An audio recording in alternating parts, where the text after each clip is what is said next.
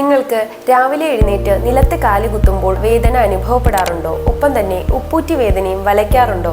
എന്നാൽ ഇത് planter fasciitis ആയിരിക്കും. കാലിൻ്റെ അടിഭാഗത്ത് ഉപ്പൂറ്റിയിൽ തുടങ്ങി വിരലുകളിലേക്ക് പോകുന്ന ഒരു തിക്ക് ബാൻഡ് ഉണ്ട്. ഇതിനെ പ്ലാന്റർ ഫേഷ്യ എന്നാണ് പറയുന്നത്. ഓവർ സ്ട്രെയിൻ ആകുമ്പോൾ ഈ ഫേഷ്യയ്ക്ക് വരുന്ന ഇൻഫ്ലമേഷനെയാണ് പ്ലാന്റർ ഫേഷ്യേറ്റിസ് എന്ന് പറയുന്നത്. പ്ലാന്റർ ഫേഷ്യേറ്റിസിന്റെ ലക്ഷണങ്ങൾ ഇനി പറയുന്നതാണ്. രാവിലെ എഴുന്നേറ്റ് ആദ്യ ചുവട് വയ്ക്കുമ്പോൾ ഉണ്ടാകുന്ന വേദന, ഉപ്പൂറ്റിയുടെ ഭാഗത്തുള്ള വേദന, ഒരുപാട് നേരം നിൽക്കുമ്പോഴോ നടക്കുമ്പോഴോ ഉണ്ടാകുന്ന വേദന. ആരിലൊക്കെയാണ് ഇത് കോമൺ ആയി കണ്ടുവരുന്നത്? 1.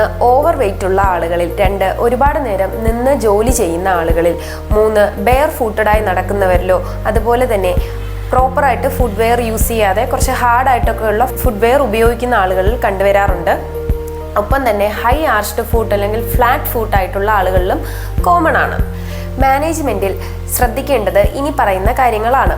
പ്രോപ്പറായി ഫുഡ്വെയർ ചൂസ് ചെയ്യുന്നത് വഴിയും റെസ്റ്റ് എടുക്കുന്നത് വഴിയും അതുപോലെ തന്നെ വെയ്റ്റിനെ കൺട്രോൾ ചെയ്ത് നിർത്തുന്നത് വഴിയും നമുക്ക് പ്ലാന്റർ ഫേഷ്യേറ്റിസിനെ മാനേജ് ചെയ്യാൻ കഴിയും. ഒപ്പം തന്നെ ചില സ്ട്രെച്ചിങ് എക്സസൈസുകളും പ്രാക്ടീസ് ചെയ്യാം.